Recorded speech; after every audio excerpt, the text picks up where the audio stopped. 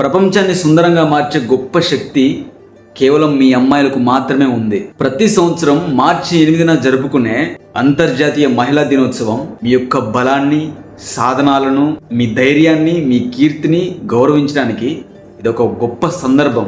ఓ అమ్మగా తన పిల్లల కోసం రాత్రింబౌళ్ళు కష్టపడే ఎందరో అమ్మలు, అలాగే ఒక భార్యగా తన కుటుంబాన్ని శ్రద్ధగా కాపాడే బలమైన ఒక పునాది, అలాగే ఓ విద్యార్థినిగా తన కలల్ని చేజిక్కించుకోవడానికి వెనుదీయని యోధురాలు, అలాగే ఓ ఉద్యోగినిగా మనలాంటి పురుషులతో సమానంగా పనిచేసే ఒక ధైర్యవంతురాలు, ఒక గొప్ప రోల్ కేవలం అమ్మాయి అయితే కాదు, ఈ ప్రపంచానికి ఒక గొప్ప కీర్తి అనేసి చెప్పుకోవచ్చు. ప్రతి ఒక్కరి కృషిని గుర్తించడానికి ఈరోజు ఒక గొప్ప అవకాశం.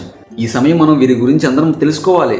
రాణి లక్ష్మీబాయి పోరాట శక్తి. నేను నా దేశాన్ని రక్షించేందుకు పుట్టాను, నా చివరి శ్వాస వరకు పోరాడతాను అని చెప్పిన గొప్ప యోధురాలు. ఆమె ధైర్యం ఆమె కత్తిలో కాదు, ఆమె ఆత్మ విశ్వాసంలో ఉంది. అలాగే విద్యా విప్లవం.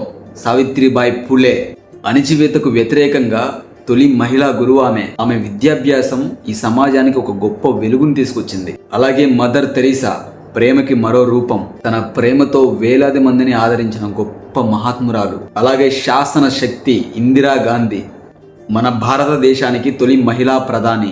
ఆమె మాట ఒక చట్టం, ఆమె నిర్ణయం ఒక విప్లవం. నేను ఈ క్షణం చెప్పబోయేది ఒకటే, ఇంట్లో ఎవరైతే ఆడవారు ఉన్నారో ఇరుగు పొరుగు ఏమనుకుంటారో అనేసి పక్కన పెట్టి వాళ్ళని బంధించడం మానండి.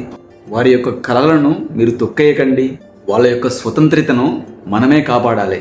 అప్పుడే ప్రతి అమ్మాయి ఒక విప్లవం, ప్రతి మహిళ ఒక మార్పు, ప్రతి అమ్మాయి ఓ విజయం.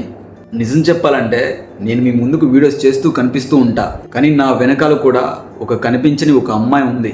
తనిచ్చే సపోర్ట్ అండ్ ఎంకరేజ్ వల్లనే నేను ఇక్కడ వరకు ఉన్నాను, ఈరోజు మీ ముందుకు మాట్లాడుతూ ఉన్నాను. దిస్ ఉమెన్స్ డే నేను చెప్పబోయేది ఒకటే, ప్రతి ఒక్క అమ్మాయి మీ కలలను అస్సలు వదులుకోకండి. ఈ సొసైటీకి మీ గొంతును కూడా వినిపించండి. మీ శక్తిని ప్రపంచానికి తెలియజేయండి. Happy women's day to all.